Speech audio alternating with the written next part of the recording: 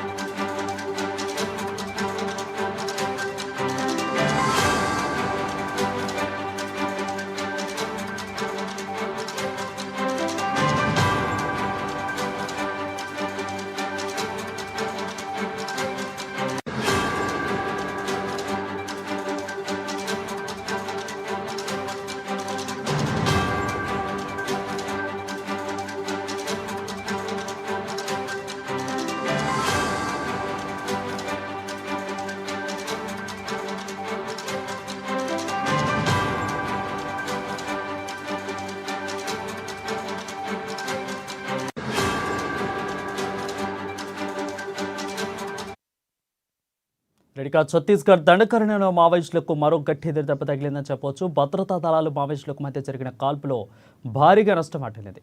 దాదాపు ఇప్పటిదాకా 22 మావోయిస్టులు ఇక మరణించగా భద్రతా సిబ్బంది ఒకరు మృతి చెందినట్లు సమాచారం అందుతోంది. మరింత సమాచారం మా ప్రతినిధి శ్రీనివాస్ అందిస్తారు. శ్రీనివాస్, చెప్పండి. Thank you Varun.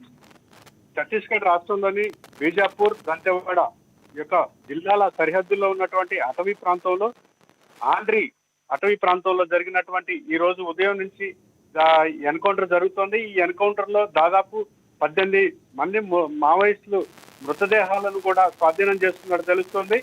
ఆ ప్రాంతంలో మొత్తము వెల్లడబడుతున్నటువంటి పరిస్థితి ఉంది.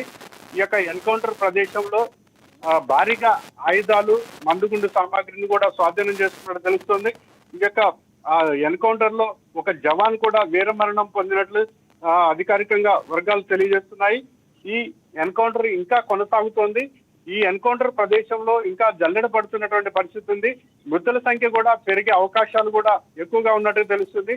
ఏది ఏమైనప్పటికీ మావోయిస్టులను ఏరివేసేందుకు కేంద్ర హోంమంత్రి అమిత్ షా తీసుకున్నటువంటి ఈ యొక్క ఆపరేషన్ కి సంబంధించి మావోయిస్టులను పూర్తి స్థాయిలో ఏరివేయటమే లక్ష్యంగా చేపట్టినటువంటి ఈ యొక్క భద్రతా బలగాలు అడవులను జల్లెడబడుతున్నటువంటి పరిస్థితి ఉంది.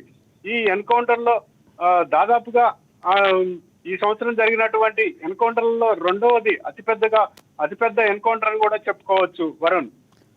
రైట్ శ్రీనివాస్, అయితే నిజంగానే మీరు అన్నట్లు హోంశాఖ మంత్రి అమిత్ షా అన్నట్లుగా ఆపరేషన్ కగార్ అయితే ఏదైతే ఉందో అది మంత్తో ఎండ్ అయిపోతుంది. సో ఇంకా అంటే ఇక దాదాపు 10 రోజులు ఉంది కాబట్టి ఇంకా జరిగే అవకాశాలు ఏమైనా కనిపిస్తున్నాయి అక్కడ? అంటే ఇప్పటికే మావోయిస్టులను ఏరివేసినటువంటి పరిస్థితి ఉంది.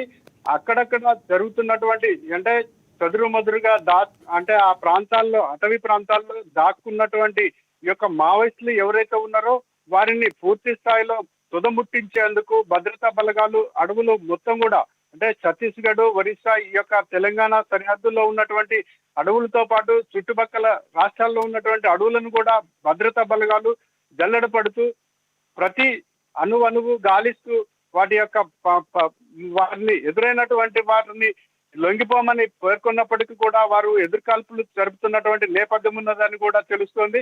ఈ సందర్భంలోనే ఈ యొక్క మావోయిస్టులను ఎన్కౌంటర్ చేస్తున్నటువంటి పరిస్థితి ఉందని కూడా చెప్పుకోవచ్చు. ఏది ఏమైనప్పటికీ కూడా ఇప్పటికే మావోయిస్టులకు తీరని దెబ్బ వాటిల్లిందని చెప్పుకోవచ్చు.